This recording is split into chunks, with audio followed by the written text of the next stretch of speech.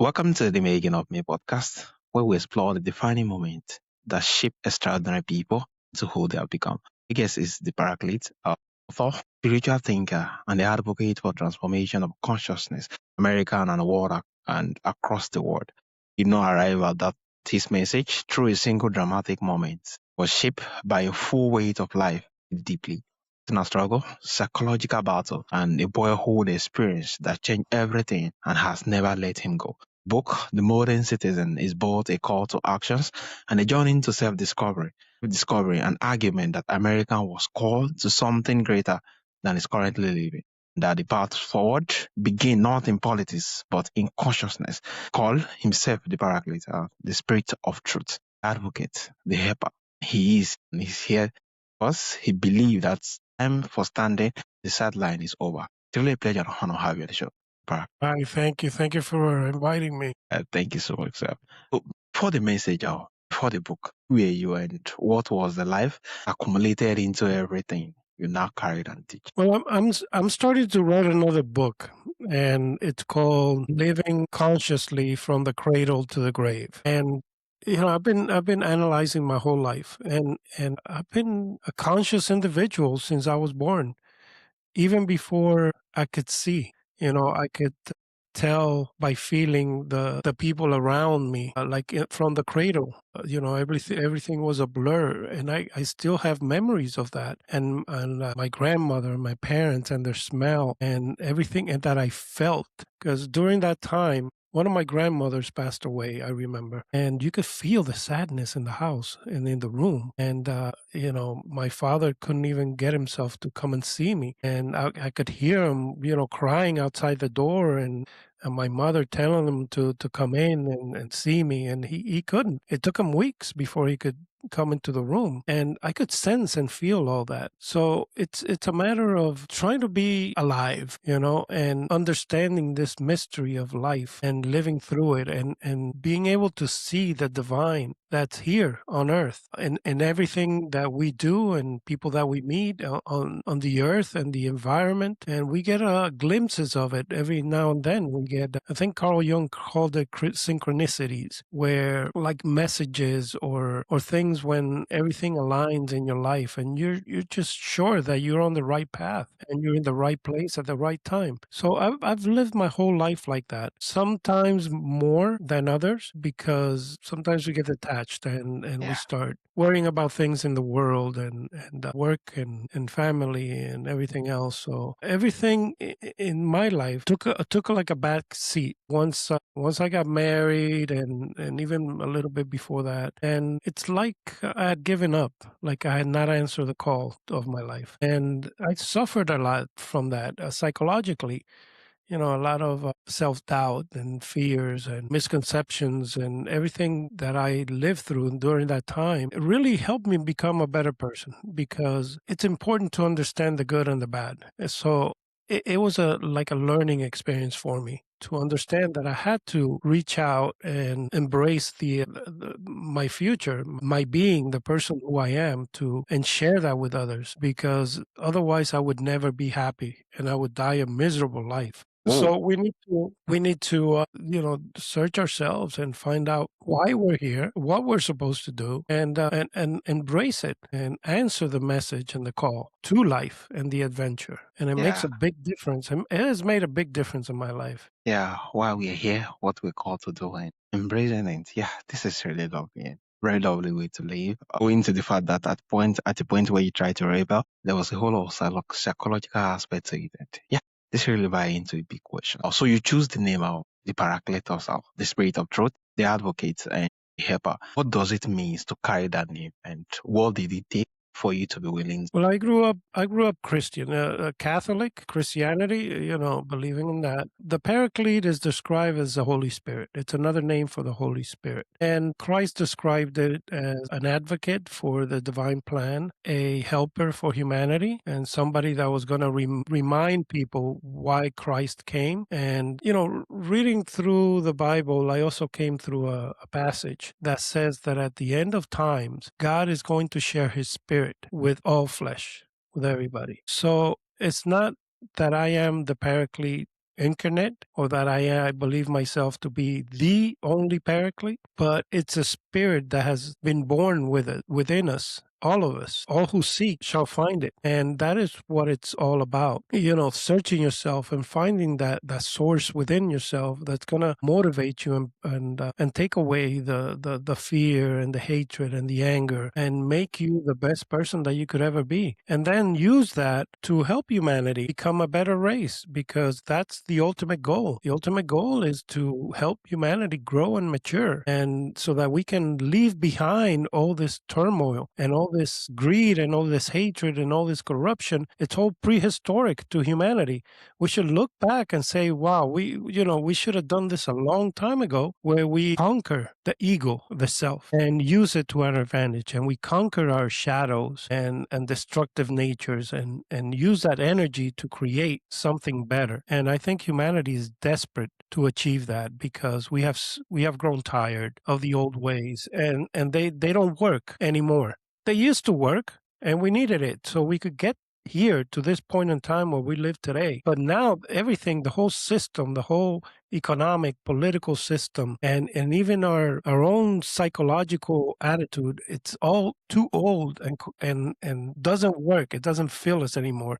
I don't go to church anymore because I'm tired of listening to the same old sermon and the same old thing, and it's boring. So people have been searching for something deeper, for something more meaningful, and that's what God has done, is shared His Spirit so we can be in direct communion with Him Yeah. individually, each one of us. Yeah, Yeah, share the spirit among each and every one of us. Yeah, so that we can be his physical representation here on earth. Yeah. This is really exactly. amazing. It's really holistic and a whole lot to get to piece in here. And also, you believe that all your experiences, every one of them, has shaped who you have become today. What does that kind of wholeness look like in practice? And how do you hold the painful part without being defined by them? Well, that's a deep question. It's life's journey, learning from yourself, learning from your mistakes, and trying to see life as a mythological journey where you're not just here physically, but you're like that songwriter used to sing, Sting. He says we're spirits living in the material world, and that's what we are. And we need to pay a little more attention to that spirit, that soul that we have, because we have concentrated too much in the physical world, achieving material possessions and achieving certain physical goals, or going to the gym every day and working out like crazy. It's okay, but if your soul is not in tune, if it's not healthy, no matter how much exercise you do, no matter how good you eat, you're gonna get sick, Yeah. because that source is what keeps you alive. That thirst for knowledge, understanding, wisdom, love, compassion, that sharing of the human spirit, that's what keeps us alive. And I have seen it, in a lot of people that have lived to a very old age, and they've never exercised. They ate whatever they wanted, and they lived, to be late 90s, 100 years old, and they never went to a gym. So we need to pay more attention to the spiritual aspects of humanity, so that we can empower ourselves to do greater things and share the bounty of the world with everybody. Break our dependency on these material possessions that we have, control the ego. To conquer the ego is the goal of this awakening, is for us to control that ego and use it for good, to help others and spread prosperity around the world, where everybody could live wherever they want, because they're going to have prosperity, they're going to have safety, and they're going to be happy in their own country. You don't need to have, mass immigrations, Mm, because the reason yeah. people leave their countries, because they don't have opportunities. There's no security. They don't feel safe in their country, and so they leave. But they don't leave because they have to or they want to. They leave because there's nothing there in their country. So if they have the prosperity in their own place, they like their food, they like their culture, they like their people. Why are they going to leave if they have everything they need there? So that's the point, to get to to a place, to a world where you can live anywhere you want, not because you have to, but because you want to. And a lot of people have talked about it. Even this trillionaire that we have now, Elon Musk, Yeah, he says, there shouldn't be any borders in the world, and there won't be any borders if prosperity is spread around the world. yeah, amazing. That's Yeah, the goal is to actually conquer ego, and ego yeah. cannot be conquered if you can actually more like tap into the spiritual part of the human. Because yeah, we have spiritual being, and if we can tap into that particular frequency in the ego cannot be conquered. And yeah, it's really a whole lot. And the fact that you just make reference of it that yeah, everything, all the experience, everything that will become mutually more like it's yeah, all of them was actually more like lead us to that particular same goal, and everything worked together towards yeah becoming that same wholeness. And it's really amazing. And thank you so much for sharing your heart. Yeah, yeah. And you are apparently created in Miami and thinking as the scale of humanity. How has moving between culture and language shaped the way you understand what American is and what is supposed to Well, America, we need to go back to our roots and understand why and how this nation was created. And the founding fathers here believed in something very deeply, and that was divine providence. They talk about it, they wrote about it, they made their symbols based on it, and divine providence and the help of the divine to create this nation. They believed this very deeply, so much so that they were willing to risk their fortunes and their lives. So I don't see that today.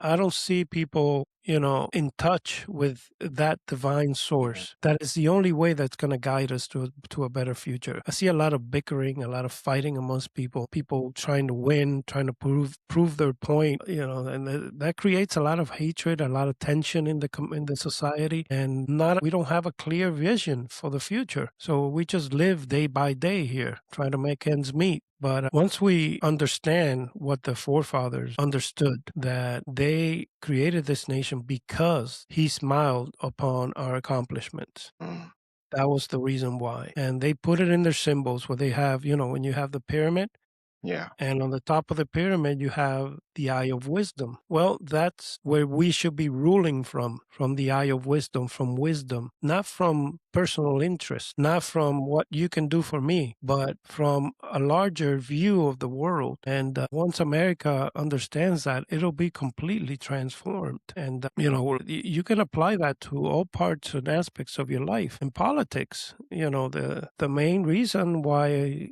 politicians exist is to serve the community. It's not to get wealthy. It's not so that they can do whatever they think it's right. It's to do the people's bidding, what Yeah. we want you to do for us. So you're in service. You're not there to get wealthy. And a lot of politicians have misunderstood or refuse to understand their duty. And we as the people should remind them of what it is that they need to do. Or, we remove them, or we can just, like I talked in another podcast, we can isolate them from society.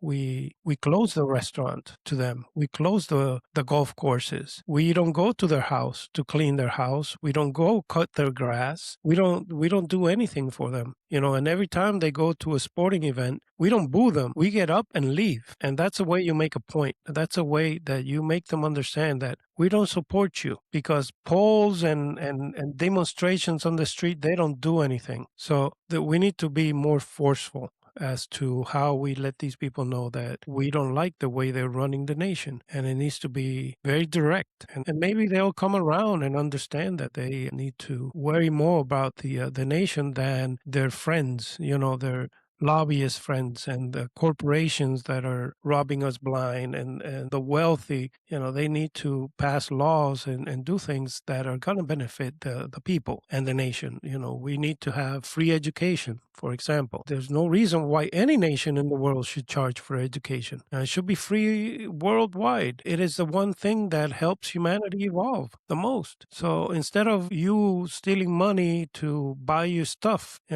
put it back into the community. Mm, And and you see that in one nation, a couple of nations that are doing it. You see it in El Salvador, where Bukele came in and he cleaned everything up. He cleaned house. He stopped the violence. He incarcerated all the violent criminals, and the country is prosperous, and we don't have any immigrants coming in from El Salvador anymore. In fact, a lot of people are moving back Mm. because they made some money in America and now they can go back and live a nice life over there and in safety. So that's a big example for the world. That's why Bukele is here. That's his mission. That's his purpose in life, to give the rest of humanity an example of how a community, a country works when there is no corruption, when there is no crime, when people are working together for the benefit of the nation. And he's building, hospitals and roads and schools, everything that we could have. And China has done it as well. China has come a long way in only 30 years. Yeah, 30 years ago, China was one of the poorest countries in the world. And in 30 years, they have gone to become a superpower. And what do? They fight corruption and they invest in their community. They put a lot of money back into their infrastructure, into the education system, into bettering, everything in their country. And that's what we need to do in the United States as well. Yeah, So, amazing. Yeah, connecting back yeah. to the roots, divine providence. Yeah, Yes, it's yes. it's really amazing. Now, thank you so much for sharing your heart. Yeah, on the so you describe our great awakening happening right now in America and the world. What does the awakening look like from where you are standing, and what do you think trying to emerge through it? Well, it's something that's like we said, the spirit of God, the spirit of truth that's coming to is filling us and making us aware of what's going on, and realizing that we cannot continue along the same old road is going to lead us towards complete and utter emptiness. And it's not necessarily that we're going to have another world war where everything's going to end. It's going to be worse. It's going to be a world where you have no love and no compassion and no honesty and no brotherly love and just nothing, a complete wasteland. And that to me is worse than dying from a nuclear blast. So it's we're gonna rot and the worms are gonna eat us. That's how far it can go. And we don't want that. We want to keep evolving and keep growing and maybe even colonizing the universe at one point. But to do that, we got to take care of the problems here that we have on earth. We got to be more respectful towards the environment. And we've been talking about it for over 60, 70 years about the environment and protecting the environment. And not much has been achieved. If you look at it, it's just gotten worse. So we are coming to the realization that we got to be more responsible. And that's the awakening in our own life. Yeah, enjoying yourself. Yeah, seeing how precious life is and the earth is important, but we need to do something about it. And it's gotten to the point where even if you wake up and you realize, your mystery, your mission in life or whatever, if you don't do something about it, if we don't get together, unite and start making the changes and start taking action, nothing is going to happen. Yeah, So we need to come, that awakening is not it's not happening just so people can feel more alive. It is to transform humanity to something yeah, better. amazing. Connecting back to the roots. Yeah, divine. Yeah, actually more like a quick awaken each and every person towards doing what they need to do towards bettering society and everything. Yeah, it's really amazing. So looking back across everything that have shaped you, what are you most grateful for about the full weight of your life because of the thinker, the advocate, and the voice that's me? I'm just grateful for life and being alive at this particular point in time, which is so critical for humanity. It is the most exciting time we have ever seen, and it's going to get better. And, I think AI is going to help us do a lot of the reforms that we need to do. Because let's say that we need to reform the laws, okay? We don't have enough lawyers to come together and study all these laws and look at where changes need to be made. It's just too much. So when you put everything into AI and you ask us certain questions, listen, how can we reshape the system so that it doesn't favor so much the wealthy and it favors more, the people? How do we reform some of the tax laws? And it's going to tell you, it's going to show you the way. And I think it's a tool that we have been given, like many other tools that we have been given to help us solve the problems that we have. So technology, social media, education, you can find anything nowadays. The digital age brought us to a point where all the wisdom of the ages is available to us, right here. Everything is available. So we have the tools. We have the capacity to create new fuel sources. We have the technology. So let's do that, regardless of the consequences. Because, I was thinking the other day, what happened when at one point, we were killing whales for the oil, okay? So we can light up the streets and everything else. And what happened when we found, fossil fuels? We abandoned Yeah. completely the whaling industry. It went bankrupt and we found something better. So now we have the technology as something better than fossil fuels. Let's keep going. You know what I'm saying? Because fossil fuels are hurting the environment, it's hurting us, and it threatens national security in all countries. It threatens our national security in the United States, and it threatens the national security of people that have oil in their ground. So if we move away from that, it's going to be better for everybody. I'm not saying completely, because you still need fossil fuels to create, asphalt for buildings and roofing materials and plastics and a lot of other things that we need it for. But as far as burning it for gasoline and for energy, it's ridiculous. It's prehistoric. We were burning carbon when we were living in caves, and we're still doing the same thing. It's ridiculous. So if we have other sources, other ways of doing it, let's do it. And don't worry about what's going to happen, what the Yeah. economic impact is going to be, and who's going to get hurt. The Saudis have made plenty of money with their oil, and they're still going to make some, but we want to stop using and burning gasoline. Gasoline is the worst thing for us and for the earth. So we got to get started there. And like I Yeah. said, some of the progressive societies are doing it. Brazil, and you look at China. China has 60% electric vehicles. Now, electric vehicles might not be the ideal thing, but it's one step further, one step better. And my cousin was just there in China, and he said, Alan, actually, he's been there since the 80s, Mm. and he's seen the changes. And he says, Alan, every time I go, it's just, I can't believe it, how this place has changed. And before they started going with electric vehicles, he said, you couldn't walk on the street. The air was so thick from the smog that you could chew it.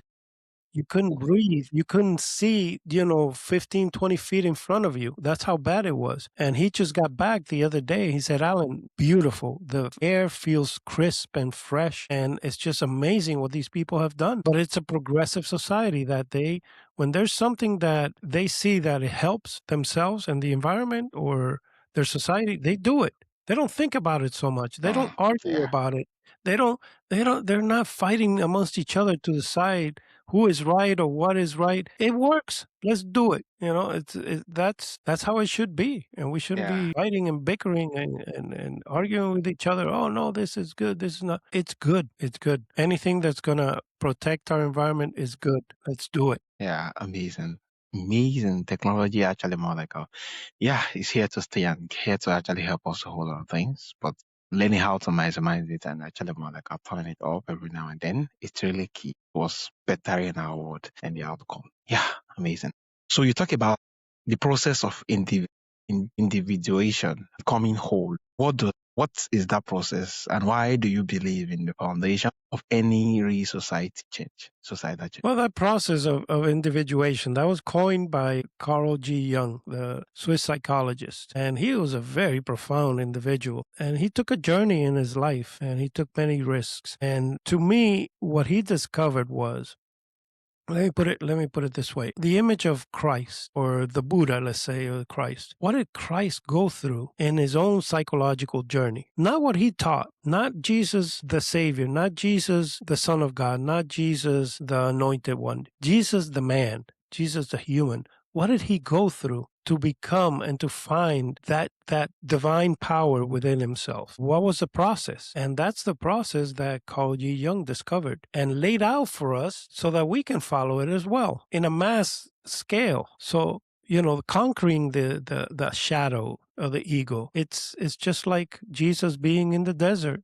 and confronting his evil side and his desires. It's the same thing. And then going further into himself and discovering that he is part of creation, he is part of the source, and using that to enlighten humanity and to teach. So it's very important. And you might find many other roads. It doesn't have to be individuation, it doesn't have to be Christianity. It could be Buddhism or Islam or any other religion or understanding of yourself that's going to take you there to that source is what we need. So I like to make the analogy of a point, in space anywhere, and how many lines you can cross through a point, and it's a mathematical Yeah. equation. It's infinite. You can Yeah. it's infinite. So all the roads lead to Rome. All the roads are going to take you to that divinity within yourself. You just got to find it and follow a certain road and not be distracted. So that's a journey.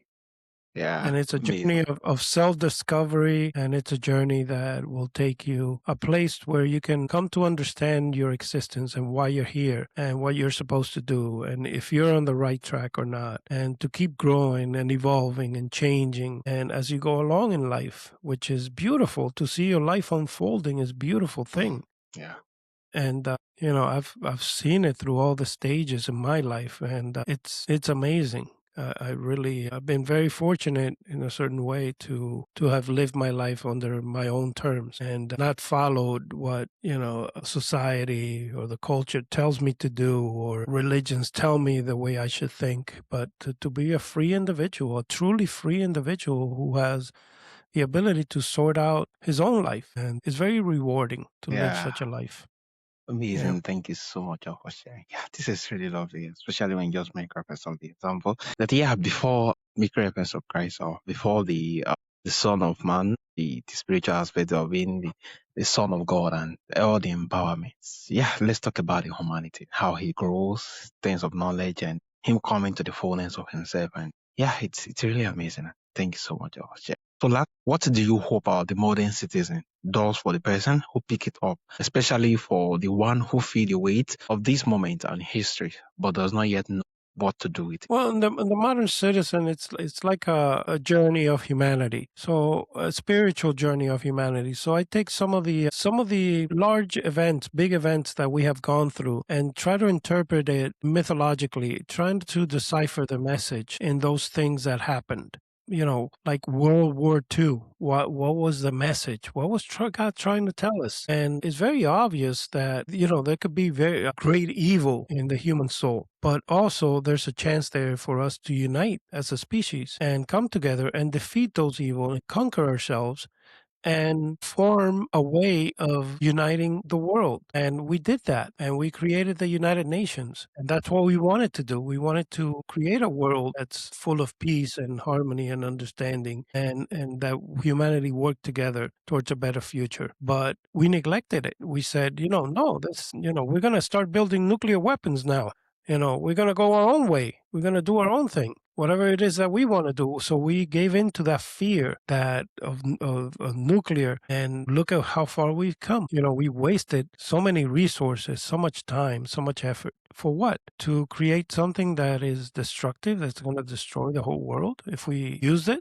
Nobody wants to use that stuff. The United Nations said it from the beginning. He said, we're going to outlaw all nuclear devices, weapons, and nobody listened. So we missed the message, we missed the sign, and we have done so many times that it's sad to see humanity with such a potential wasted. And but we go through certain stages. Things that happen in the United States, forming of the United States, going to the moon, 9/11, and then I share some personal experiences that I had with synchronicities that have shown up in my life and how I interpret them, and also, what we've been talking about here, how to actually do it and create a better world. So the book is going to open your mind. It's going to make you think a little bit deeper as to your existence and the reason why you're here. And hopefully, it's going to give you some guidance and wisdom as to what you should do with your life. Yeah,